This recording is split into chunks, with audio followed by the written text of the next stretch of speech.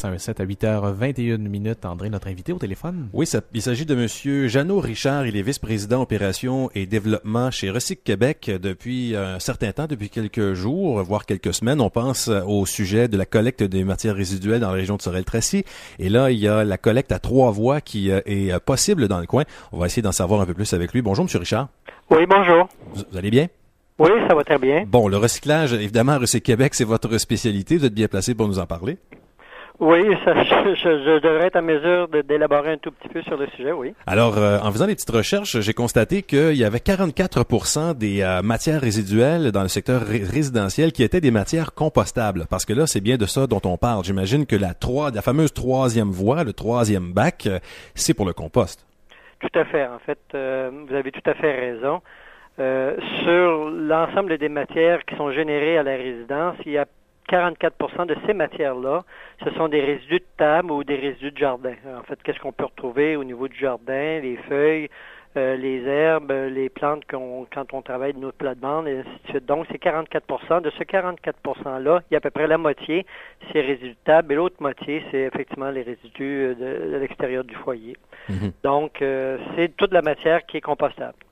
Bon, Monsieur Richard, on va essayer de laisser la politique de côté. Il y a des gens qui sont payés pour faire ça, mais pratico-pratique là pour ce qui est de ce qui s'en va dans nos bacs en ce moment, sur Sorel-Tracy, on en a 2. On en a un avec le recyclage et un avec le reste. Je pense que la tendance à travers le Québec, en tout cas en voyant les documents que j'ai trouvés sur votre site Internet, c'est plutôt à 3 bacs. Tout à fait. En fait, les municipalités...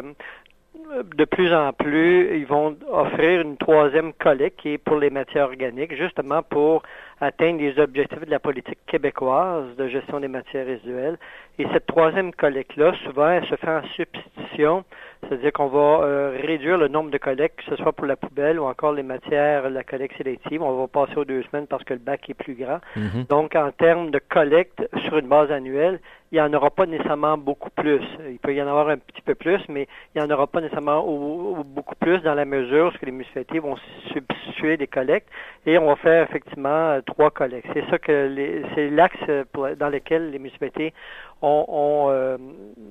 développent au cours des prochaines années leur collecte des matières organiques, plus la collecte des matières collecte sélectives et finalement le résidu ultime qui est le déchet, la poubelle.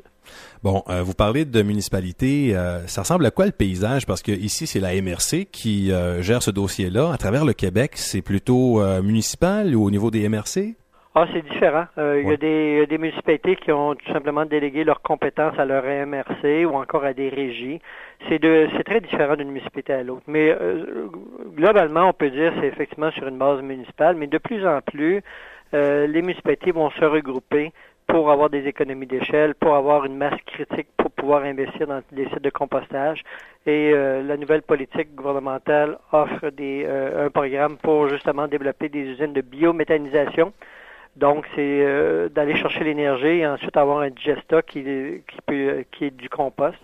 Donc, c'est dans les prochaines années, on va voir de plus en plus les municipalités offrir cette troisième voie qui, en bout de compte, en bout de piste, offre une qualité de compost qui est plus sécure.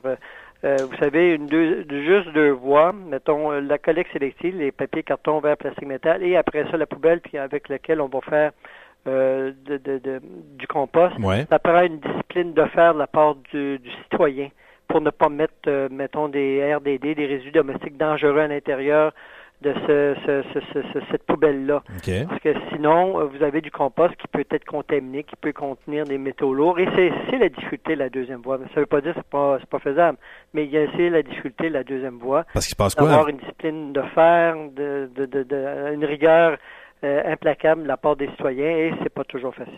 Parce que s'il y a des RDD dans le bac, ce qu'on appelle ici le bac noir, là, avec les poubelles, il se passe quoi avec ça? C'est éliminé? On fait pas de compost avec?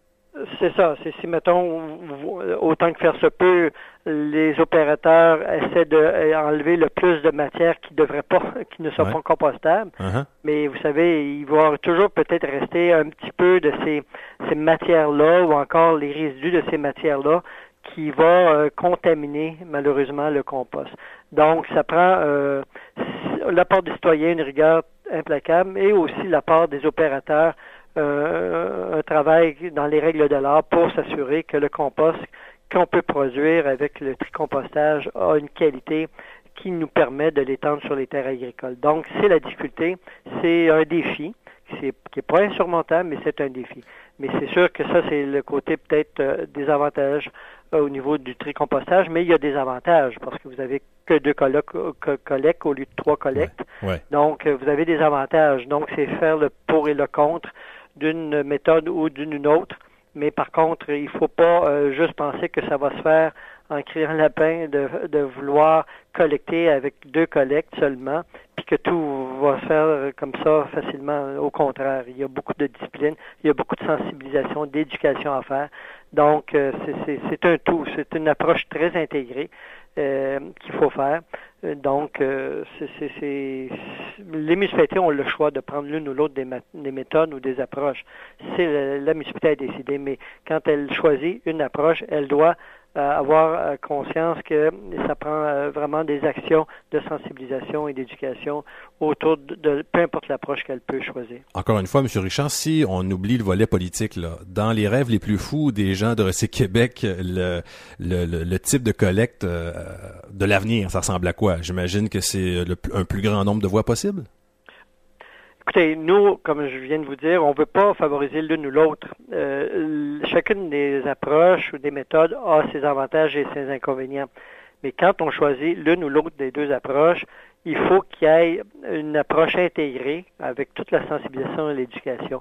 Vous savez, vous pouvez avoir une collecte des matières organiques et si les gens continuent à acheter à peu près n'importe quoi dans le bac de matières organiques, c'est peut-être pas plus avancé. Donc, là aussi, ça prend une certaine discipline, l'éducation. Donc, qu'est-ce que nous, on favorise? Il faut que les municipalités puissent prendre le virage parce qu'en termes environnemental, les matières organiques, c'est ça qui crée les gaz à effet de serre, le méthane. Donc, c'est très important de traiter différemment la matière qu'on dispose. Donc, c'est de la composter, c'est de faire en sorte qu'on puisse éviter les gaz à effet de serre. Ça, c'est donc l'enjeu est environnemental, mais vous avez des bénéfices économiques très importants pour l'ensemble des régions, l'ensemble des municipalités du Québec. À partir du moment où ce que vous valorisez la matière que vous avez, que ce soit au niveau résidentiel, que ce soit au niveau des industries, des commerces ou des institutions, vous créez des emplois, vous apportez une valeur ajoutée aux produits. Donc, c'est quand même, comment je pourrais dire, une toile de fond très économique et sociale derrière tout ça, mais l'enjeu est environnemental. Mais M. Richard, si je vous comprends bien, le seul avantage de la collecte à 2 voies, c'est qu'il y a une collecte de moins. C'est-à-dire, il y a une collecte de moins, c'est quand même pas négligeable comme avantage. Ouais. Et il reste qu'on peut avoir, comme je vous disais tout à l'heure, 3 collectes et en substituer, plutôt de passer une semaine la poubelle sur une base de 52 semaines, vous pouvez passer une fois par 2 semaines. C'est la même chose au niveau des bacs de recyclage. Vous savez, avant, on avait des petits bacs de 64 litres. On était obligé de passer une fois par semaine parce que le bac était vite rempli. Ouais. Mais maintenant, de plus en plus, les municipalités se sont dotées de bacs de 360 litres avec un couvercle. Donc, c'est du pêle-mêle. Mais par contre, au lieu de passer d'une fois par semaine, il y a beaucoup de municipalités qui passent une fois par 2 semaines. Donc, on substitue des collectes justement pour faire en sorte que sur une base annuelle, si vous avez 128 collectes, ben on reste à 128 collectes, mais on offre 3 collectes.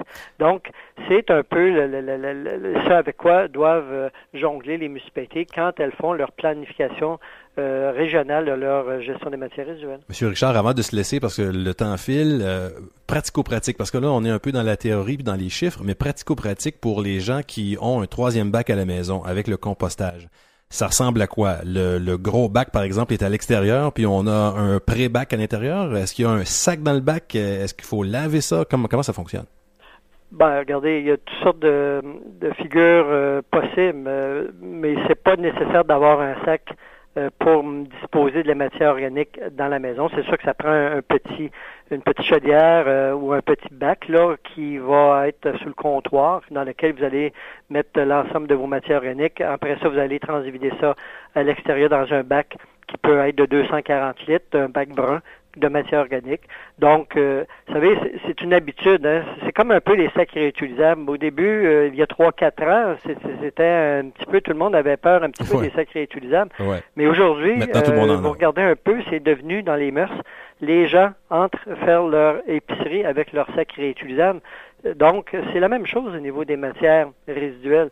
la matière, elle est là. Vous l'avez à la maison. Donc, ce qui est demandé, c'est de tout mettre en œuvre. Il faut que ça soit simple pour les citoyens, mais de changer les habitudes. Puisque la matière est là, donc, c'est de séparer la matière organique de vraiment du déchet ultime et de mettre les matières recyclables, papier, carton, verre, plastique, métal, dans un bac pour justement qu'on puisse valoriser ces matières-là, qui est, comme je vous dis, l'enjeu est environnemental, on réduit les gaz à effet de serre, on réduit la pression sur les ressources naturelles, on réduit la pression sur l'implantation de sites d'enfouissement. Oui. Par contre, il y a des retombées positives qui sont économiques et sociales, et je pense que c'est important d'en parler. Monsieur Jeannot Richard, vice-président opération et développement chez Recyc Québec, merci beaucoup de votre éclairage. Ça va nous aider donc à nous faire une opinion un peu plus, je vais me répéter, là, mais éclairée justement grâce à vous. Et puis, on verra ce que ça va faire au niveau politique par la suite. Merci beaucoup. Ça m'a fait plaisir. Bonne journée à tous.